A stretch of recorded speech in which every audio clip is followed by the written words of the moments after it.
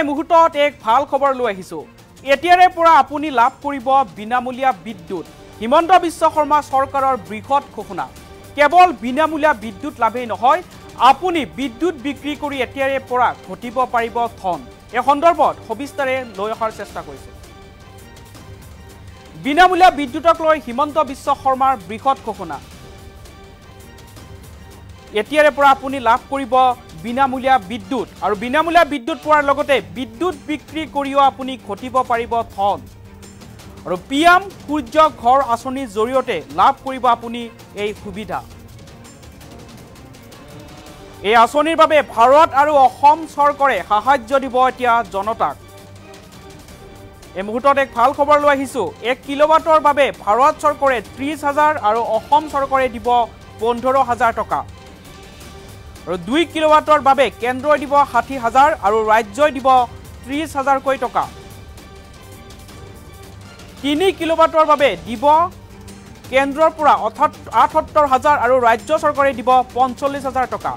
আৰু এই আঁচনিৰ জৰিয়তে ছলাৰ পেনেল স্থাপন হ'ব আপোনাৰ ঘৰত। হিমন্ত বিশ্ব শৰ্মা চৰকাৰৰ এক বৃহৎ ঘোষণা। মাত্ৰ 5,000ৰ পৰা 27,000 টকা খৰচ হ'ব আপোনাৰ হাতৰ পৰা। আৰু আঁচনিৰ বাবে আবেদন কৰিবলৈ লগ ইন কৰক pmsurya.gov.in। আৰু 3 কিলোৱাটৰ ছলাৰ পেনেল লগালে বিদ্যুৎ বিক্ৰী কৰিব পাৰিব আপুনি। ডাকঘৰতো গৈ কৰিব পাৰিব এই আঁচনিৰ বাবে আবেদন। আপুনি ডাকঘৰত গৈও pmsurya.gov.in আঁচনিৰ বাবে আপুনি আবেদন কৰিব পাৰিব। আৰু বিনামূলীয়া বিদ্যুৎক লৈ হিমন্ত বিশ্ব শৰ্মা চৰকাৰৰ এক বৃহৎ ঘোষণা। বিনামূলীয়া বিদ্যুৎ পোৱাৰ লগতে বিদ্যুৎ বিক্ৰী কৰি আপুনি এতিয়াৰে পৰা ধন ঘটিব পাৰিব। এক ডাঙৰ সুবিধা দিছে হিমন্ত বিশ্ব শৰ্মা চৰকাৰে। PM সূৰ্য ঘৰ আঁচনিৰ জৰিয়তে লাভ কৰিব আপুনি এই সুবিধা।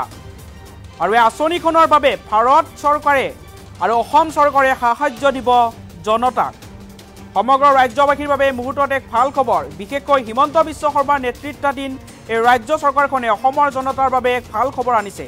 যি সময়ত ৰাজ্যজুৰি স্মাৰ্ট মিটাৰৰ বাবে আন্দোলন চলি আছে, স্মাৰ্ট মিটাৰ বন্ধ কৰাৰ বাবে সমগ্ৰ ৰাজ্যজুৰি আন্দোলন চলি আছে, ঠিক সেই সময়তেই ৰাজ্য চৰকাৰৰ এক ভাল খবৰ সমগ্ৰ অসমৰ জনতালৈ। এতিয়াৰে পৰা আপুনি বিনামূলীয়া বিদ্যুৎ লাভ কৰিব। কেৱল বিদ্যুৎ লাভেই নহয়, বিনামূলীয়া বিদ্যুৎ লাভৰ উপৰিও আপুনি বিদ্যুৎ বিক্ৰী কৰি এতিয়া ধন ঘটিব পাৰিব। হিমন্ত বিশ্ব শৰ্মাৰ নেতৃত্বাধীন ৰাজ্য চৰকাৰে এই মুহূৰ্তত সমগ্ৰ ৰাজ্যবাসীৰ বাবে এক ভাল খবৰ দিছে। আৰু মুখ্যমন্ত্ৰী হিমন্ত বিশ্ব শৰ্মাৰ মন্তব্য আছে। হিমন্ত বিশ্ব শৰ্মাই কি মন্তব্য আগবঢ়াইছে আমি আপোনালোকক মন্তব্য শুনাব লৈছোঁ।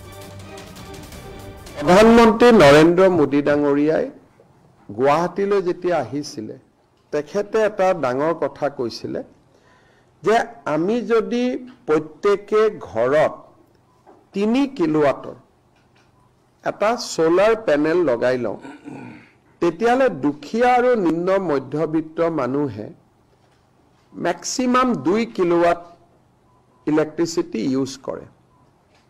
1 কিলোৱাট তেওঁলোকে বিক্ৰী কৰিব পাৰিব। আৰু কাক বিক্ৰী কৰিব পাৰিব? চৰকাৰক বিক্ৰী কৰিব পাৰিব। কিন্তু সোলাৰ পেনেলৰ দাম ইমানেই বেছি যে সাধাৰণ মানুহে এটো ব্যৱহাৰ কৰিব নোৱাৰে। আৰু বৰ্তমান অসমত আমি দেখা পাইছো যে 3000 লোকৰ ঘৰতহে সোলাৰ পেনেল আছে। আৰু সেই 3000 যাৰ ঘৰত সোলাৰ পেনেল আছে তেওঁলোকৰ লগত আমি কথা বতৰা পাতি দেখিছো যে তেওঁলোক খুবেই হেপি, কাৰণ তেওঁলোকৰ ঘৰত কোনো ইলেক্ট্ৰিচিটি বিল নাহে। প্ৰধানমন্ত্ৰী ডাঙৰীয়াই এটা আঁচনি আনিছে, PM সূৰ্য ঘৰ মুফ্ত বিজলী যোজনা। তাৰমানে PM সূৰ্য ঘৰ আঁচনিৰ লগত যদি আপুনি থাকে, আপোনাৰ বিজলী বিলটোতো মুফ্ত হলেই, লগত 2 টকা আপুনি উপাৰ্জন কৰিব পাৰিব। আৰু তেখেতে এই আঁচনিৰ বাবে ৭৫,০০০ কোটি টকা ভাৰতত আবণ্টন কৰিছে। আৰু এই আঁচনিটোৰ জৰিয়তে 1 কিলোৱাটত ভাৰত চৰকাৰে 30,000 টকা সাহায্য আগবঢ়াব।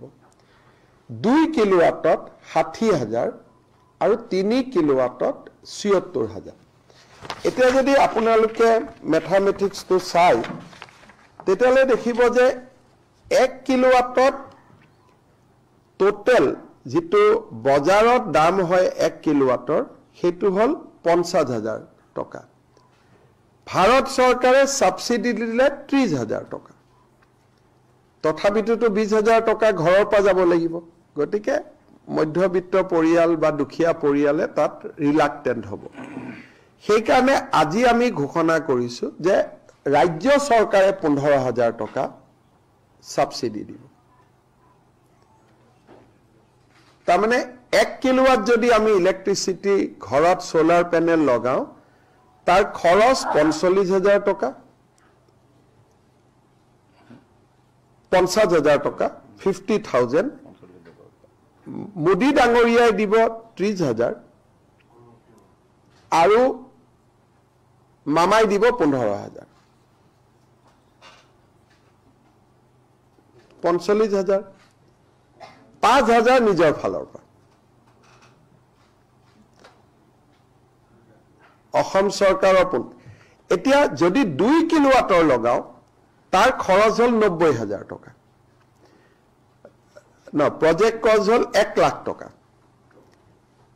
মোদী ডাঙৰীয়াই দিব 60,000 ৰাজ্য চৰকাৰে দিব 30,000 তাৰমানে নিজৰ ঘৰৰ পৰা 10,000 টকা লগাব লাগিব আৰু যদি 3 কিলোৱাট যদি আমি লগাও মোদী ডাঙৰীয়াই দিব 78,000 আমি দিম 45,000 তাৰমানে 1,50,000 টকা লাগে 3 কিলোৱাটত 1,25,000 টকা সাবসিডি হিচাপে পাব 25,000 টকা দিব লাগিব